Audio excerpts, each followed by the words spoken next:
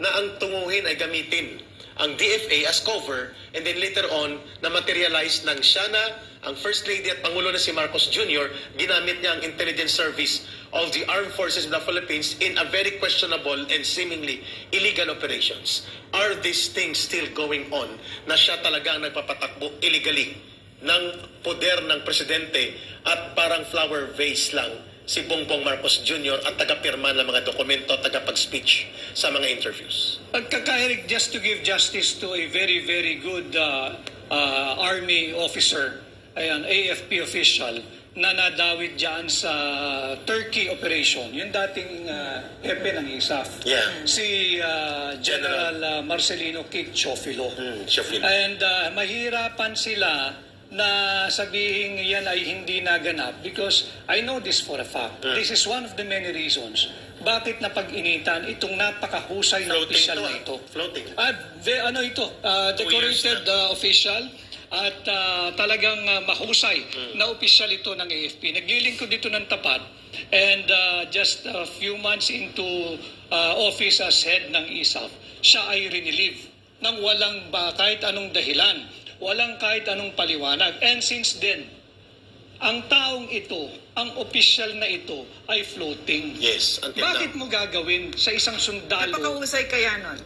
At highly respected. Bakit mo gagawin sa isang sundalo na nagbuwis ng kanyang buhay? Yes, for more than 30 years. Binigay na niya yung kanyang the best years of his life in the service, tapos pupolitikahin nyo lang.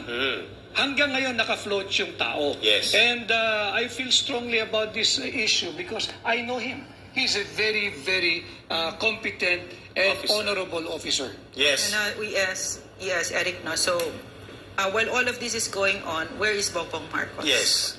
Please. Well, obviously, iba ang someone else is calling the shots in Malacanang. So, I think yung nangyari lahat yan, naka-exit na ako okay. So, Eric, mga kababayan, for me na, it really lends credence to his this rumors that he has this nasty drug habit, no? Kasi nakikita natin now, what we have is a president who's very fractured, no? Very fragile, very frail, that the wife has to take over and run the government, no?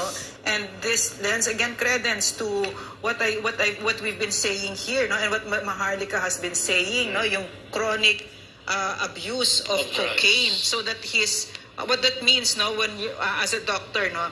As someone who's into this nasty habit cannot handle stress, no? Very negative, he gets depressed, and he has mood swings, and then his tolerance is there. Ibig sabihin ng tolerance, no? Yung dating maliit na, let's say, 5 grams of cocaine, kailangan mag-increase to get the same high, no? And then sensitivity, he has to keep increasing the amounts, and then they're prone to paranoia, to panic attacks, to psychosis even, no? So this is, and it ties up very neatly with what's going on, which is why we want that drug test, no? That is being manipulated right now. At ang dugtong sa punto de vistang scientifico at doktor ni Ma'am Lorraine Badoy, is the president still mentally fit and competent enough to continue discharging the functions and authority of the office of the president na binigyan siya ng mandato, or tumutugma na ito sa panawagan ng maraming sektor kahapon na inilunsad na nila ang Bongbong Marcos Jr. resign now? You know, may I interrupt again, ha? Apart from whatever I've said, no, kasama dyan pati, no, they're prone to the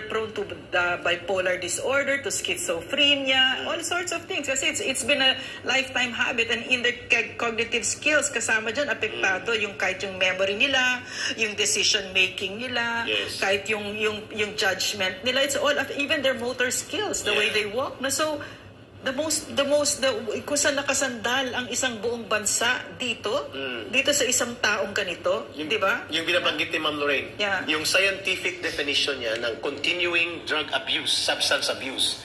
At sinabi mo kanina yung thought process and decision making ng Pangulo ng Bansa. Nakikita natin how the First Lady manipulates her way into the power, using illegally it and abusing it, parang baga siya ang Pangulo.